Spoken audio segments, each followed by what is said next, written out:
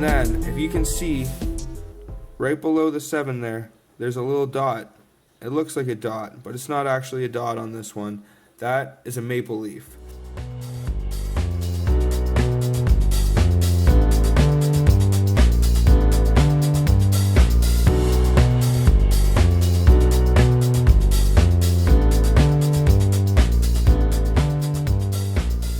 How's it going, everybody? Dr. Coin back at it again, and welcome back to the Coin Cave. In today's episode, I got a good one for you. What we're going to be doing today is we're going to be inspecting Canadian half dollars. Half dollars are the cream of the crop when it comes to Canadian and American coin collecting. American half dollars are extremely sought after, and people still coin roll hunt boxes of half dollars in the United States today. Unfortunately, here in Canada, we haven't been able to do that in a very long time. Since 2002, I believe, they've been out of circulation. So they're not as talked about, but they still have a high silver content before the year 1968, and there's still a lot of cool rarities to look for. So what we're going to do in today's episode is we're going to go through a few of my half dollars from my own collection, and we're going to talk about whether they're worth to stack for silver and whether they're worth to pick up for their numismatic value in terms of collecting. So without further ado, let's get into it, guys. So before we start getting into this, I'd like to thank everyone very much for supporting my channel and watching my videos. If you'd like to show some more support, please hit the like button and subscribe, and that way you can stay notified. I upload new videos every couple days on Canadian coins and coin collecting and coin roll hunting. So what do you say we get into this? The Canadian 50-cent half dollar. So one of the more sought after coins in the coin collecting community, the US half dollar is extremely popular. Americans buy boxes of these all the time and coin roll hunt them to find silver. Unfortunately, we don't have the privilege to do that here in Canada anymore, which makes these even more sought after in my opinion. So here I have two different piles of them. This pile is entirely made up of nickel, and it varies in date from 1968 all the way up to 1986, I believe. So I think I have 20 years of nickel 50-cent coins. And then in this pile is completely silver. So what I'm going to talk about in this video is I'm going to talk about whether it's worth it or not to stack these as silver coins, and whether it's worth it to buy them and their silver content. I'm going to talk about the value of the nickel coins, and I'm just going to talk about a few rare varieties and a few errors that you can look for on these things, because there's a few good ones for the silver ones that you want to look out for, and I have a really good one actually that I got in a really good deal that I'm going to show you guys that you guys need to keep your eyes out for too. So we'll start with the silver. So you look here from the side, they all basically look the same, right? So one thing I will actually point out first is the size difference, because there is a major size difference between the nickel and between the silver. So I mean, if you just look at that right there, the nickel 50-cent coin fits pretty snugly right inside of that silver one. So you are not going to be able to hunt these anyways for silver. I mean, when they took these out of circulation, the only ones who probably got to keep them are the hoarders. So the ones that already knew what was coming, those smart fellers. So the only time these would have been coin roll hunted is for people that were looking for the 90 percenters. So 90 percenters and 50 percenters usually, or sorry, 40 percenters are what you look for in half dollars in the United States. Now, I believe there is a 50-cent or 50% variety of silver. These right here, these three. Now, I'm sorry if anyone's going to cringe watching me handle these old silver coins with my gloves and hands here, but this is for educational and video purposes, so what do you say? So these are the oldest ones I have. So these are going to be 92.5% silver, and the rest is going to be copper, so 7.5% copper. Now I have a 1918 and I have two dateless. So these are more just for the silver content. I mean, the bust on the back is usually how they judge and grade these. So, but you're definitely also going to want to be able to see dates. I mean, it's similar to a buffalo nickel. If you're looking at buffaloes and you can't see the date, so I have looked at both of these under the microscope and I did not see anything. I mean, you can see some smudginess there, but nothing really legible. So, 1918.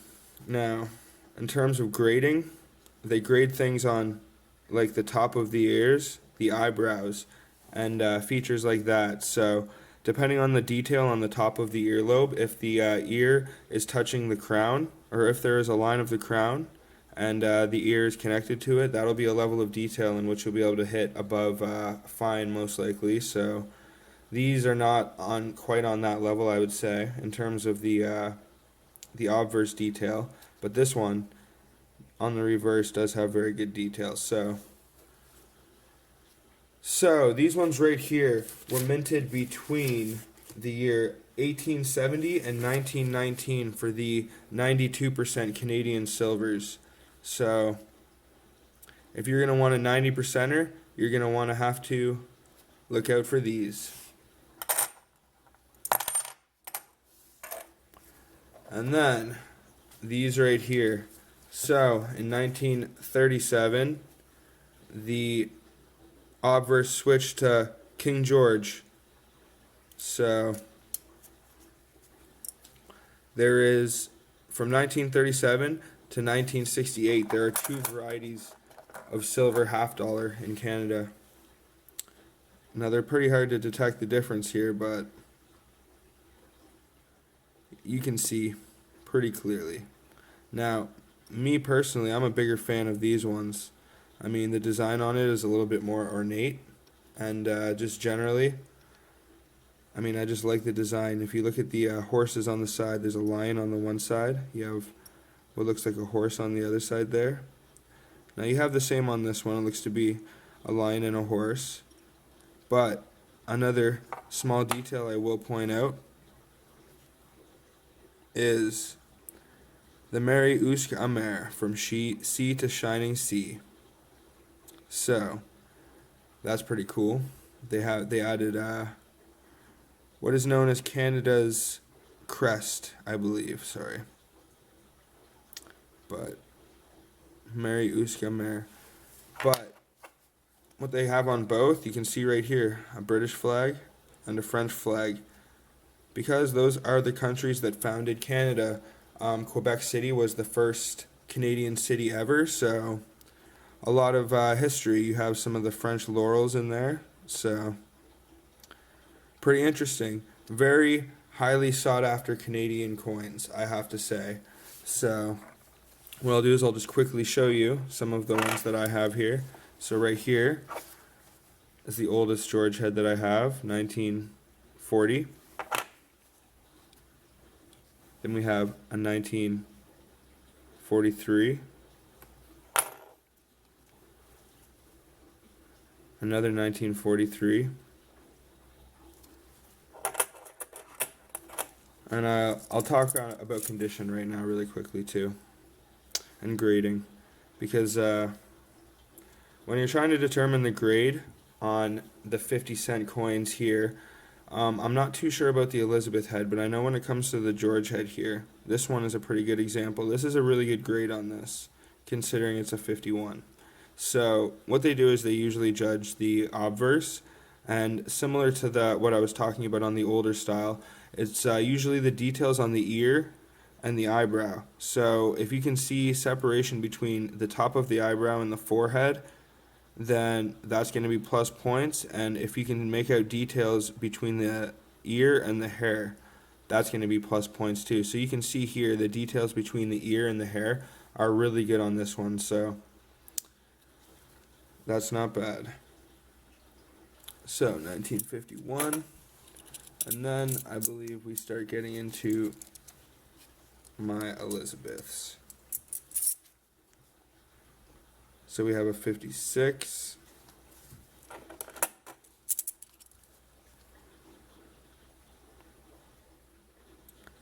60. Now, one thing I will point out, if you see here, there is lines intersecting between the laurels and between what appears to be a horse-shaped something there. I'm not sure exactly what that is. I'm sorry, I can't tell you what that is. But usually on, I think 1958 or 1959 was the cutoff. On the bottom section here, above the 3 maple leafs, you are also going to see these same intersecting lines. So I believe 1958 for the young Elizabeth heads was the cutoff for that. So just a heads up.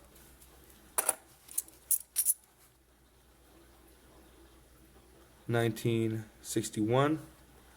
Now this 61 is in pretty much uncirculated condition, but you know, I'm stacking these pretty much for their silver content, not so much their pneumatic value. So I do have a few that I'm going to show you guys that I am keeping for their pneumatic value. So we have a 64. I have quite a few 64s. I got a really good deal on 64s, and that's a very high mintage year. So for all Canadian coinage, the amount of 64 nickels I found, but I tell you, these are a lot more of a pleasant sight than those. Seeing that young head on the back of these. Now this is a nice big hefty weighted coin. I mean, having this in your hand, whew, I like these.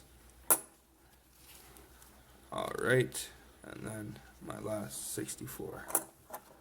So, not a bad stack of silver. So since these haven't been in circulation in a while, they are going to get a little bit pricey, even these nickel ones.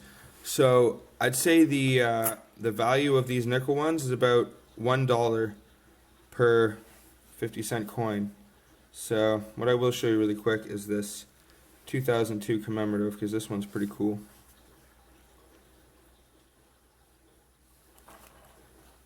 Now you don't see that obverse very often.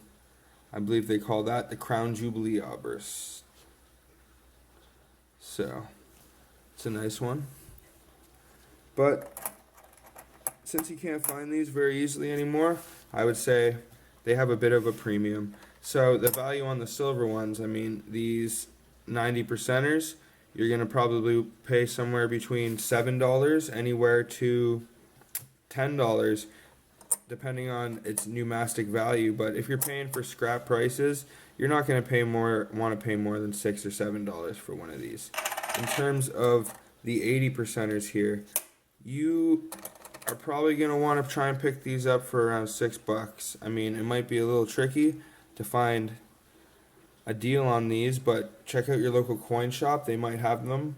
I mean, you can check out the online sales, but I gotta tell you, I go to eBay frequently and I look for these, and people are out of their minds trying to get what they're trying to get out of these things. I mean, they are a great coin, but trying to charge $15+ for one of these, unless it has some serious pneumatic value, you gotta be out of your mind to pay that money. But you can't be surprised with eBay and the auctions they got going on there. So, alright, so that just about does it for these ones right here. What I'm going to show you really quickly is just two more things. So I talked a little bit about grading, talked about the silver content. So what I have right here, I'm probably going to do a video about Canadian coin grading in the future as well, because there are a lot of options in Canada and the United States, and a lot of good companies. NCG, PCGS, and then this right here in Canada. It says international, but I've seen a lot of Canadian coins with this, and I mean, they sell these at my the one coin shop that I go to that's pretty reputable. So I mean, I might get this regraded at some point. It's got the certification number there, but it says mint state 64, heavy cameo 1965, silver $half. So I just thought I would show you guys that. MS 64.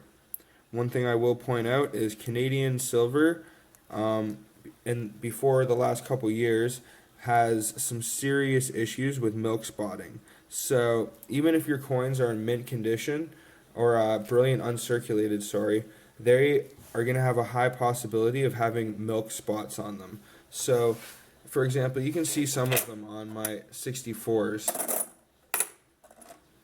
It's kind of hard to see, but I mean, these are basically uncirculated, but you can see there's like a kind of like a grime on there. That's not a grime, that's milk spotting.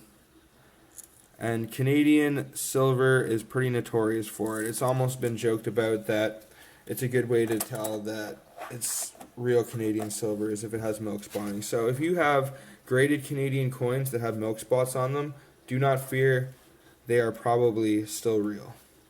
So I thought I would show you that. And then I'm going to show you the cream to the crop of my Canadian half-dollar collection. And I'm very lucky to have scored this one. So this right here is a 1947. Now the 1947s are notorious for Canadian coinage as having a lot of variation through all the denominations, all the way from the penny. The penny has 3 variations or 4 variations of 1947s. So all the way from the penny up to the nickel and the dime, every denomination of Canadian coinage, I believe, has a special variation for 1947. And the variations usually come in the form of the 7s and then down here below the 7. So the 7s, there are 2 variations of 7. There is a curved 7 and then there is a long straight 7. So, see if we can show you here. This is a long straight 7. Now I will show you what a curved 7 looks like. And then if you can see right below the 7 there's a little dot. It looks like a dot, but it's not actually a dot on this one. That is a maple leaf. So the 2 variations you can usually get for all the denominations are 47 straight 7, 47 curved 7, and then 47 straight or curved 7 with a dot or with a maple leaf. So it can be really hard to detect whether it's a dot or a maple leaf depending on the wear on it, depending on the grime, but you guys can see right there. That's a little maple leaf. So, I mean, I got this with a bunch of other half-dollars that I picked up in a good deal, and this right here is possibly a $50 plus coin. I mean, the grading I would give it, I would say it's an F plus, probably even more than that, possibly even a VG, but I'm not a grader. I've thought about sending it in possibly to be graded, but I mean, it has a lot of black patina on it, but in terms of numismatic value, this is one of the ones to look out for, I have to say, for pretty much all Canadian denominations, is the 1947. So,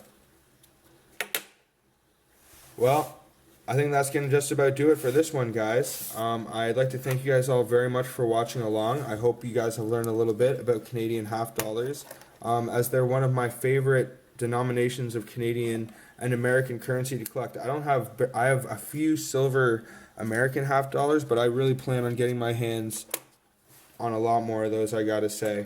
So, just one more time, if you guys enjoyed the video, please give a thumbs up and subscribe if you're new to the channel. And if you guys enjoy Canadian coin collecting or Canadian coin roll hunting, check out some of my other videos. And that's going to do it, guys. Man, these are some beautiful coins, I gotta say. So, if you guys are into silver stacking, I gotta say these are a great option. Look into Canadian half-dollars. They're a beautiful coin with a great history. And just all in all, I highly recommend them. So, thanks a lot for watching, everybody. Peace out. Have a good one.